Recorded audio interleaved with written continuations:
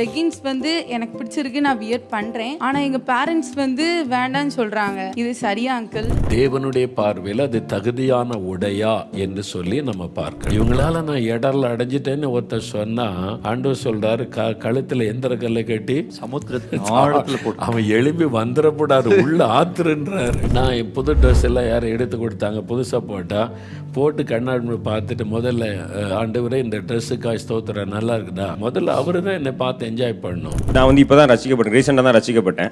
என்னுடைய ஃப்ரெண்ட்ஸ் வந்து எல்லாருமே வந்து ரசிக்கப்படாத நண்பர்கள் தான் நிறைய பேர் வந்து எனக்கு இருக்காங்க. அப்படிங்கும்போது அதுக்கு என்ன பண்ணலாம்? நீங்கள் அவங்களோட எல்லா விதத்துலையும் நீங்கள் ஒன்றா போயிருப்பீங்க, சினிமாவுக்கு போயிருப்பீங்க. இப்போ அவங்க கூப்பிட்டா நான் சினிமாவுக்கு வரலப்பா அப்படின்னு சொல்லிடுவீங்க. இவன் நம்ம கூப்பிட்ற இடத்துக்கு வரமாட்டான்ப்பா, நமக்கு சரியில்லைப்பான்னு அவங்க ஒதுங்குவாங்க. நான் நல்ல சீட்டில் விளையாடிருக்கேன். நான் அப்படி அதில் உட்கார்ந்த ராத்திரி வரைக்கும் நான் ரட்சிக்கப்பட்ட பிறகும் நான் ஹலோ சொல்லுவேன், நல்லா இருக்கீங்களா, பேசுவேன், பாட்டில் போய்கிட்டே இருப்பேன். நான் நீ விளையாட மாட்டேன்னு தெரியும், சும்மா வந்து உட்காரு. அப்போ வந்து நமக்கு விளையாட்டு தெரியும்ல, தெரிலன்னா பிரச்சனை இல்லை, தெரியும்ல. இதை போடு, நம்ம தொட்டை தானே தப்பு, இதை போடு, இந்த சீட்டை இறக்கு, நீ ரட்சிக்கப்படல, உன்னை விட்டு இயேசு விலகி இருக்க சொல்லியிருக்காருலாம் சொல்லிடுறாருங்க.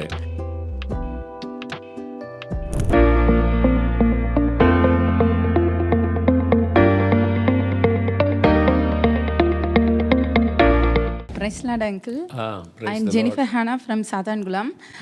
என்னோட கொஸ்டின் என்னன்னா, எங்கள் பேரண்ட்ஸ் வந்து நாங்கள் நல்லா ட்ரெஸ் கோட் பண்ணணும் அப்படின்னு விரும்புகிறாங்க. அதுலேயும் இப்போ காலங்கள்லாம் ரொம்ப அட்வான்ஸாக போய்ட்டுருக்கு, ட்ரெஸ் கல்ச்சர் எல்லாமே மாறிட்டுருக்கு. அதுலேயும் மெயினாக எங்கள் பேரண்ட்ஸ் வந்து நீ லெகின்ஸ் போடக்கூடாது அப்படி சொல்லி ரொம்ப தடை பண்ணுறாங்க. இப்போ லெகின்ஸை பற்றி சொல்லணும்னா ரொம்ப கம்ஃபர்டபுளாக இருக்கும். இந்த ஏஜில் எல்லாருமே ஓரளவு வியர் பண்ணுறாங்க. எங்களுக்கு எங்கேயும் தூக்கிட்டு போகிறதுக்கு நல்லா ஃப்ரீயாக இருக்கும். அதுக்கப்புறம் அயர்ன் பண்ண தேவையில்ல, ரொம்ப சீப் அண்ட் பெஸ்ட்டாக இருக்குது அங்கிள். ஒரு காமன் கலரை வச்சே நாங்கள் வந்து நிறைய ட்ரெஸ் போட்டுக்கிறோம். ஸோ லெகின்ஸ் வந்து எனக்கு பிடிச்சிருக்கு, நான் வியர் பண்ணுறேன். ஆனால் எங்கள் பேரண்ட்ஸ் வந்து வேண்டான்னு சொல்கிறாங்க. இது சரியா அங்கிள்? அதுக்கு என்ன காரணம் சொல்கிறாங்க? நீ கேட்ட ஏன் லெகின்ஸ் போடக்கூடாது அப்படின்னு உங்கள் அம்மாட்ட கேட்டியா? என்ன சொல்றாங்க? நல்லா இல்ல, ஒரே வார்த்தை நல்லா இல்ல. நாம் உலகத்தார் அல்ல. உலகத்தில் தினைவிதமான கலாச்சாரங்கள் வரும், மாறிக்கொண்டே இருக்கும். உடைகளில் மாற்றம், நடைகளில் மாற்றம், பழக்க வழக்கங்களில் மாற்றம், இந்த கலாச்சார மாற்றங்கள் காலகாலங்களே மாறிக்கொண்டே இருக்கும். ஆனால் நாம் வந்து மாறாத ஒரு ஆண்டவருடைய பிள்ளைகள். அப்போ அவர் என்ன விரும்புகிறார், அதான் நமக்கு முக்கியம். நல்ல அழகான ட்ரெஸ் உடுத்திட்டு நீங்கள் மகிழ்ச்சியாக இருக்கலாம், ஆண்டவர் அதை தவறுன்னு சொல்லவே இல்லை. அதே சமயத்தில் உடைகள் விஷயத்தில் வேதத்தில் என்ன சொல்லி இருக்கிறது? 1 தீமோத்தேயு 2:9-10 இதில் உடையை பற்றி ஒரு வருது என்னென்னா, தகுதியான வஸ்திரம். இன்னொரு வார்த்தை வருதா? தகுதியான வஸ்திரம். நல்ல ட்ரெஸ்ஸை உடுத்துக்க, அழகாக உடுத்துக்க, ராணி மாதிரி கூட உடுக்கலாம், தப்பில்லைன்னா அந்த வஸ்திரம் தகுதியானதாக இருக்கணும். உங்களுக்கு கம்ஃபர்ட்டாக இருக்கலாம், உங்களுக்கு ஈஸியாக இருக்கலாம், ஆனால் தகுதியானதா, தேவனுடைய பார்வையில் அது தகுதியான உடையா என்று சொல்லி நம்ம பார்க்கணும். இப்போ நான் என்ன சொல்லுவேன்னா, 12 வயசுக்கு கீழே உள்ள பிள்ளைங்க லெகின்ஸ் போட்டுக்கலாம், சின்ன பிள்ளைங்க ஓகே, அது போட்டுக்கிட்டு அது ஓடுங்க, விளையாடுங்க, ஓகே. அதுக்கு மேலே வந்த பிறகு லெகின்ஸு தகுதியான உடை அல்ல. சின்ன பிள்ளைகளுக்குன்னு ஒரு ட்ரெஸ் இருக்குது, அதையும் பெரியவங்க போட்டுக்கிட்டு அலைஞ்சா எப்படி இருக்கும்? நல்லா இருக்குது இல்லைல்ல? அது மாற்ற லெகின்ஸ் போட்டால் சரி, உங்களுக்கு வந்து நான் ஒரு ஆலோசனை சொல்கிறேன், கம்ஃபர்ட்டாக இருக்குது, அதை போட்டால் நடக்கிறதுக்கு போகிறதுக்கு எல்லா வேலைக்குன்னா மேலே போடுற ட்ரெஸ்ஸு முழங்காலுக்கு கீழே வரைக்கும் க்ளோஸ் பண்ணிட்டீங்கன்னா லெகின்ஸ் போடுறது பிரச்சனை இல்லை, ஓகே. ஆனால் அந்த கட்டு வைக்கிறது போடக்கூடாது.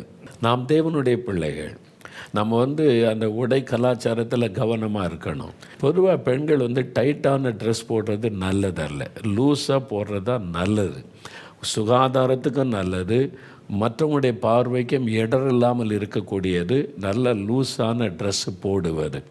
அது இல்லாமல் நம்முடைய கலாச்சாரம் ஒன்று இருக்கிறாரு, நம்முடைய இந்திய கலாச்சாரம் என்று ஒன்று ட்ரெஸ் அணிகிறதில்ல. அமெரிக்காவில் கூட நான் பார்த்தேன், அங்கேயே பிறந்து வளர்ந்த தமிழ் குடும்பத்தை சார்ந்த சில பெண் பிள்ளைகள் அவங்க போடுற ட்ரெஸ்ஸை பார்த்து நான் ஆச்சரியப்பட்டு விட்டேன். அவ்வளவு நீட்டாக பெர்ஃபெக்டாக அந்த மாதிரி எந்த ஒரு இடர்களுக்கும் இடம் கொடுக்காம. நான் கேட்டேன், இந்த பிள்ளைகள் எங்கே தமிழ்நாட்டில் இங்கே தான் பிறந்து வளர்ந்தது, அந்த தமிழ் கலாச்சாரம் அதை பின்பற்றாங்க. முக்கியமாக பெண்கள் உடை விஷயத்தில் ரொம்ப கவனமாக இருக்கணும். நம்ம வந்து உலக மக்களை ஆண்டவர் வந்து என்ன உடையை பார்க்குறாரு, இருதயத்தானே பார்க்குறாரு. சொல்கிறதுக்கு சுலபந்தான். இருதயத்தை பார்க்கிற அதே ஆண்டவர் நடை உடை பாவனங்களையும் அவர் பார்ப்பார், நம்முடைய சிந்தனைகளையும் பார்க்கிறார், நம்ம மற்றவங்களுக்கு இடரில் உண்டாக்குறோமா என்பதையும் பார்ப்பார். இவங்களால நான் இடரில் அடைஞ்சிட்டேன்னு ஒருத்தர் சொன்னால் ஆண்டவர் சொல்கிறாரு, கழுத்தில் எந்திர கல்லை கட்டி சமுத்திரத்தின் ஆழத்துல போட்டு அவன் எழுப்பி வந்துடக்கூடாது, உள்ள ஆத்துருன்றாரு. அப்போ நம்ம எவ்வளோ கவனமாக, ஆண்டவரே நான் இடரல் இல்லாமல் இருக்கணும், மற்றவங்க இடறி போக நான் காரணமாக இருக்கக்கூடாது, என்னுடைய உடைகளோ நடை உடை பாவனங்களோ இருக்கக்கூடாது என்பதில் நாம் தெய்வ பிள்ளைகள் ஆண்களாக இருந்தாலும் பெண்களாக இருந்தாலும் நம்ம கவனமாக இருக்க வேண்டும். உங்கள் அம்மாவே ஒரு பெண் தான், அவங்களே சொல்கிறாங்க வேண்டாம் லெகின்ஸ் வேண்டாம், ஏன்னா அவங்களுடைய பார்வை அவங்க கரெக்டாக இருக்கும், கரெக்டாக பிள்ளைக்கு எது கரெக்டாக இருக்கும்னு அவங்களுக்கு தெரியும். அதனால் நீங்கள் அதை தவிர்த்து விடுவது தேவ பிள்ளைகளுக்கு ரொம்ப நல்லது. நான் வந்து ஆலோசனையாக தான் உங்களுக்கு சொல்ல முடியும். கட்டாயம் நீங்கள் இதெல்லாம் போட்டுருங்க, தூர போட்டுருங்க, அதில் வச்சுருங்க கட்டளெல்லாம் கொடுக்க முடியாது. ஒரு தகப்பனாய் பிள்ளைகளுக்கு ஆலோசனை கொடுக்க தான் முடியும். அதனால தான் ஆண்களும் கூட அது மாதிரி தான் ட்ரெஸ்ஸு காரியத்தில் கவனமாக இருக்கணும். சிலர் பேண்ட் இடுப்பிலே நிற்க மாட்டேங்குது, அது எங்கேருந்து புதுசாக கண்டுபிடிச்சானவளை லோ ஹிப், அது தேவையான்னு யோசிக்கணும். ஏசுக்கிட்ட போட்டு காமிச்சு ஓகேவா ஆண்டவரே, முதல்ல ஏசுக்கிட்ட நீங்கள் உங்கள் ட்ரெஸ்ஸை போட்டு காமிக்கணும். நான் என் புது ட்ரெஸ் எல்லாம் யாரும் எடுத்து கொடுத்தாங்க, புதுசாக போட்டு கண்ணாடி பார்த்துட்டு முதல்ல ஆண்டவரே இந்த ட்ரெஸ்ஸுக்காக ஸ்தோத்திரம் நல்லா இருக்குதா, முதல்ல ஆண்டவர்கிட்ட கேட்பேன். அவர் என் கூட இருக்கிறார்ல, முதல்ல அவர் தான் என்னை பார்த்து என்ஜாய் பண்ணணும். ஆண்டவரே நல்லா இருக்கு, தேவையில்லை, இதை போட்டுட்டு ஸ்டேஜுக்கு போகாதுன்னா நான் போட மாட்டேன், கழட்டிடுவேன் நான். ஆனால் மற்றவங்களுக்கு இடல் உண்டாக்குற மாதிரி நம்ம ஒரு நாள் இருந்துடக்கூடாது, அதில் கவனம் செலுத்தணும், அவ்வளோதான். ஓகே அங்கிள், இந்த ட்ரெஸ்ஸில் இப்படினாலாம் இவ்வளோ விளைவுகளுக்கு நிறைய ஸ்டாட்டிஸ்டிக்ஸ் சொல்கிறாங்க அங்கிள். நிறைய கேர்ள்ஸ்க்கு ஏற்படுற ஆபத்துக்கு காரணமும் அவங்க ட்ரெஸ்ஸுன்னு சொல்லி நிறைய ஸ்டாட்டிஸ்டிக்ஸும் சொல்கிறாங்க. ஸோ அதனால் கேர்ள்ஸ் உங்களுக்கு இந்த ஆலோசனை ரொம்ப பிரோஜனமாக நினைக்கிறேன். பிரதர்ஸ், நான் வந்து வெளிநாட்டு ஒன்று ஊழிட்டு போயிருந்தேன். ஒரு சர்ச்சு, பெண்டிகாஸ்ட் அனுபவம் உள்ள சர்ச்சு, நல்லா ஸ்பிரிட்டில் நடத்துகிறாங்க. மெசேஜ் கொடுக்க நான் போய் நிற்கிறேன். முன் வரிசையில் ஒரு யங் கேர்ள் உட்காந்துருக்கு. அந்த ட்ரெஸ் ஆபாசமாக இருக்குது. இந்த மாதிரி ஆபாசமாக ட்ரெஸ் போடுவாங்க, இதை பாஸ்டர்கிட்ட சொல்லணும்னு மனசில் நினச்சி ஆராய்ச்சி முடிஞ்சிரு. பாஸ்டர்கிட்ட போய் பேசிக்கிட்டு இருந்தால் சொல்லணும்னு நினைக்கிறேன். அந்த வாலிப்பள்ளி கூப்பிட்டு பாஸ்டர் அறிமுகப்படுத்துகிறாரு. ஷீ இஸ் மை டாட்டர்ன்றாரு. எனக்கு அப்படி இருக்கு, நான் என்ன சொல்ல, நான் உண்மையில் அதிர்ந்து போயிட்டேன். இப்போ எப்படி ஒரு ஊழியக்காரன் இப்படி தன் பிள்ளை அனுமதிக்க முடியும்?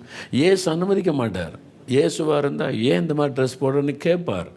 இது கூட சொல்ல ஒரு தைரியம் இல்லைன்னா என்ன ஊழியக்காரங்க சொல்லணும் கேட்டான் என் பிள்ளைகளுக்கு. இது தகுதி இல்லாமா, ஒரு சர்ச்சுக்கு வரும்போது உன்னுடைய நடை உடை எப்படி இருக்கணும் அப்படின்னு. ஆண்டவர் எல்லாரையுமா தோளில் கை போட்டு என் மகனே மகளேன்றாரு. உங்ககிட்ட தான் சொல்ல, you are my daughter, you are my son, நான் உன் தகப்பன், நீ என் கூட இருக்கிற அப்படின்னு சொல்கிறார்ல. அப்போ அவருக்கு ஏற்றபடி நம்ம நடந்து கொள்ளணும்ல, அதில் கவனம் செலுத்தணும். என்னுடைய பேர் வந்து ஐசாயா பூபதி. என்னுடைய கேள்வி என்ன அப்படின்னா, நான் வந்து இப்போ தான் ரசிக்கப்பட்டேன், ரீசெண்டாக தான் ரசிக்கப்பட்டேன். என்னுடைய ஃப்ரெண்ட்ஸ் வந்து எல்லாருமே வந்து ரசிக்கப்படாத நண்பர்கள் தான் நிறைய பேர் வந்து எனக்கு இருக்காங்க. ஓகே. ஆனால் அவங்க வந்து என்கிட்ட பேசுகிற விதம் எல்லாமே நான் ரசிக்கப்பட்டதுக்கு அப்புறம் முன்னாடி இருந்த மாதிரி இல்லை. கொஞ்சம் அவங்க ஒரு மாதிரி பேசுகிறாங்க, ஒரு மாதிரி அவங்களுடைய அப்ரோச்சே வந்து வேறு மாதிரி இருக்குது, முன்னாடி மாதிரி எனக்கு இல்லை. சில நேரங்கள் வந்து கஷ்டமாக இருக்குது. ஸோ அப்படிப்பட்ட நண்பர்களோட சவகாசம் வந்து வச்சுக்கலாமா? எனக்கு இருக்கிற எல்லா நண்பர்களுமே வந்து ரசிக்கப்படாதவங்களாக தான் அதிகமாக இருக்கிறாங்க, ரொம்ப கம்மியானவங்க தான் ரசிக்கப்பட்டவங்க இருக்காங்க. அப்படிங்கும்போது அதுக்கு என்ன பண்ணலாம்? ரட்சிக்கப்பட முன்னால் எல்லாரோட ஃப்ரெண்ட்ஸாக இருக்கும்போது நீங்கள் அவங்களோட எல்லா விதத்துலேயும் நீங்கள் ஒன்றா போயிருப்பீங்க. சினிமாவுக்கு போயிருப்பீங்க, சிலர் வந்து குடிக்கிற காரியம் வரைக்கும் பார்ட்டி வரைக்கும் போயிருப்பீங்க. இப்போ நீங்கள் ரட்சிக்கப்பட்டதே அதுலேருந்து விடுதலை ஆகிட்டீங்க. இப்போ அவங்க கூப்பிட்டா நான் சினிமாவுக்கு வரலப்பா அப்படின்னு சொல்லிடுவீங்க.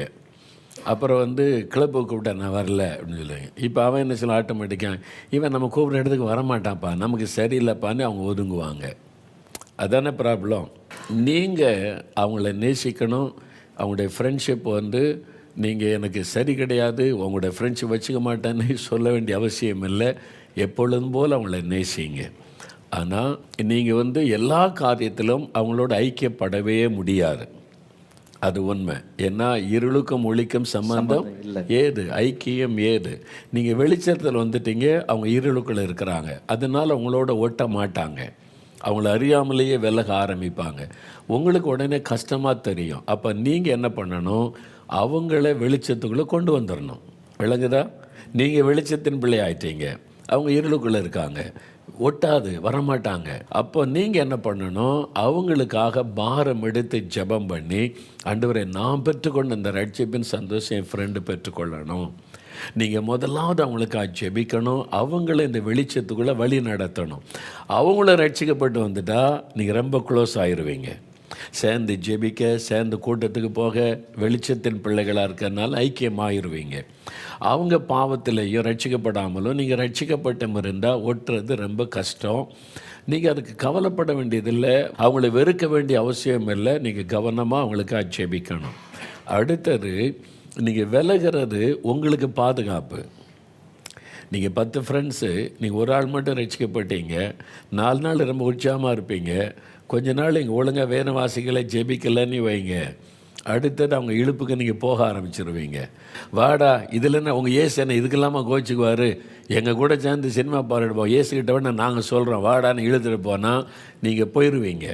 ஒரு ஸ்டெப் கொஞ்சம் கொஞ்சமாக ஆண்டவரை விட்டு வழி விலக ஏதுவாகும். இந்த பெரிய மான் தோட்டத்துக்கு மத்தியில் எங்கள் வீடு, பெரிய காம்பவுண்டு, பெரிய மாமரங்கள், நிழல் இருக்கும். நான் ஸ்கூலில் படிக்கிற காலத்தில் லீவுலெல்லாம் நிறைய வாலிபர்கள் வந்துடுவாங்க. நிறைய இடம் இருக்கிறதுனால சீட்டு விளையாடுறது, ரம்மி இதெல்லாம் இருக்குல்ல, சீட்டு விளையாடுறது. நான் நல்ல சீட்டில் விளையாடியிருக்கேன். நான் அப்படி உட்காந்து மணிக்கணக்காக விளையாடுவோம். உட்காந்து காலையில் உட்காந்து ராத்திரி வரைக்கும். சாப்பிட்றதுக்கு கட்டாயப்படுத்துவாங்க, அம்மா கூப்பிடுவாங்க, சாப்பிட்டு போங்கடா, எங்கள் பாட்டி கூப்பிடுவாங்க. அந்த மாதிரி அடிமையாக்கி விடும். நான் ரட்சிக்கப்பட்ட பிறகும் எங்கள் கேம்பஸில் அந்த ஃப்ரெண்ட்ஸ் எல்லாம் ஒரு கூட படித்தவங்க ஃப்ரெண்ட்ஸ் எல்லாம் விளையாடுவாங்க. நான் ஹலோ சொல்லுவேன், நல்லா இருக்கீங்களா, பேசுவேன், பாட்டில் போய்கிட்டே இருப்பேன். நான் தோட்டத்துக்கு போவேன், ஜெபம் பண்ணுவேன், பைபிள் வச்சுவேன், கூட அவங்களோட உட்கார மாட்டேன். கொஞ்ச நாள் ஆச்சு, ரெகுலராக அவங்க சொன்னாங்களா, நீ விளையாட மாட்டேன்னு தெரியும், சும்மா உட்காரு.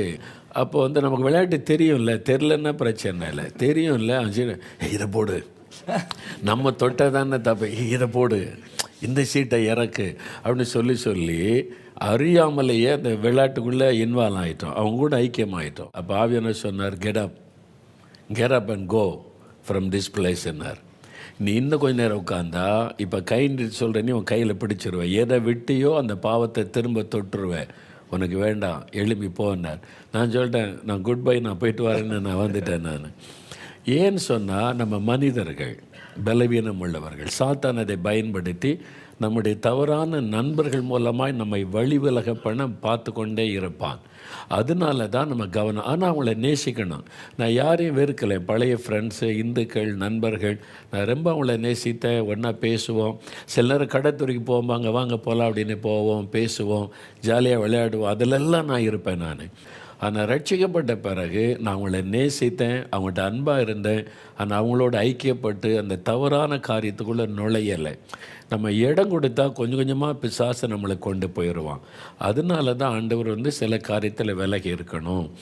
நீ ரட்சிக்கப்படல, உன்னை விட்டு இயேசு விலகி இருக்க சொல்லியிருக்காருலாம் சொல்லிடுறாருங்க, அது இடரில் உண்டாக்கிறோம். நீங்கள் அவங்கள நேசிங்க, அவங்க மேலே அன்பாக இருங்க, அவங்களுக்காக ஜெபிங்க. அவங்க வீட்டுக்கு கூப்பிட்றாங்களே போங்க. உங்களுடைய ஃப்ரெண்ட்ஷிப்பை நீங்கள் மாற்றிக்கொள்ள தேவையில்லை. எப்பவும் போல் அன்பாருங்க, எப்பவும் போல் வீட்டுக்கு போங்க, அன்பாக பேசுங்க. அவங்களுக்காக ஜெபிச்ச வாய்ப்பு கிடைக்கும் போது இயேசு அவங்களுக்கு அறிமுகப்படுத்துங்க. அதுக்காகத்தான் நீங்கள் அவங்கள்ட்ட ஃப்ரெண்ட்ஷிப் வைத்து கொள்ளுங்க. அவங்களுக்கே தெரிஞ்சிடும், இவன் சினிமாவுக்கு வர மாட்டான், இவன் குடிக்க வர மாட்டான், இவன் இந்த இதுக்கு வர மாட்டான், ஓகே அப்படின்னு அவங்களே அவங்கள புரிந்து கொள்ளுவாங்க. அதனால் நீங்கள் அவங்கள கட் பண்ணிவிட்டு அவங்கள வேதனைப்படுத்திட்டு வந்துடாதங்க. உங்களோட ஃப்ரெண்ட்ஷிப்பை வைக்க மாட்டான்ப்பா, இயேசுவே சொல்லிட்டார் அப்படிலாம் சொல்லாதங்க. இயேசு அப்படி சொல்ல மாட்டார், ஞானமாக நடக்க சொல்லுவார். நீ அவங்கள நேசி, அவங்களுக்காக ஜெபம் பண்ணு, அவங்கள வெளிச்சத்துக்குள்ளே நடத்து, அதுக்காக அவங்களோட ஃப்ரெண்ட்ஷிப் வச்சுக்கன்னு ஆண்டவர் சொல்லுவார். இதான் நம்ம கவனம் செலுத்தணும்.